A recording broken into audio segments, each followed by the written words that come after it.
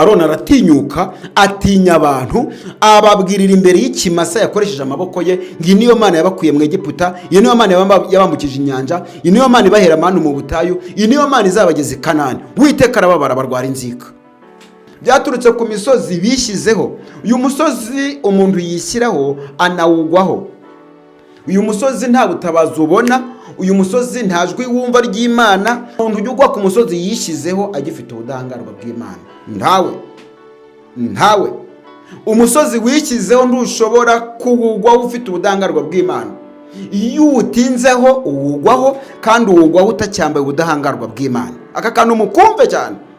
Ku musozi wawe wishyizeho uvangirwa mu bitekerezo byawe, ukavangirwa ku kuvuga ngo bambone, ugahora mu makote kandi igihe urimo kikwemera kwambara iki imupira ndetse ucitse, ugashaka kujya kwikopesha ibyo kurya byiza kandi igihe urimo ari cyo kurira ku kayiko no kuri mituyu, ugashaka kugenda na transport kandi igihe urimo ari cyo kugenda n'amaguru ndetse ibitsi bikazaho imyate.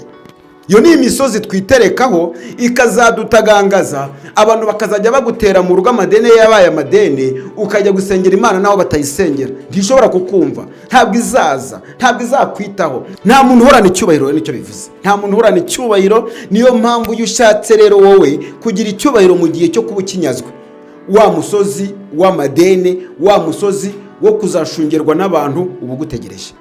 Kandi mu gushungerwa n'abantu no mu madene menshi wizaniye wikururiye, mu by'ukuri ntushobora gupfana ubudahangarwa. Hagize igare riza muri icyo gihe wapfa, Uwiteka yagukuyeho ikanzu yo ku.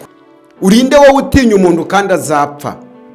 Uwiteka abwira Mose ngo bwira Aroni mwene wanyu azane n'umuhungu we Eliyazari, muzamuke umusozi Hori maze mwicireyo kuko yangomeye.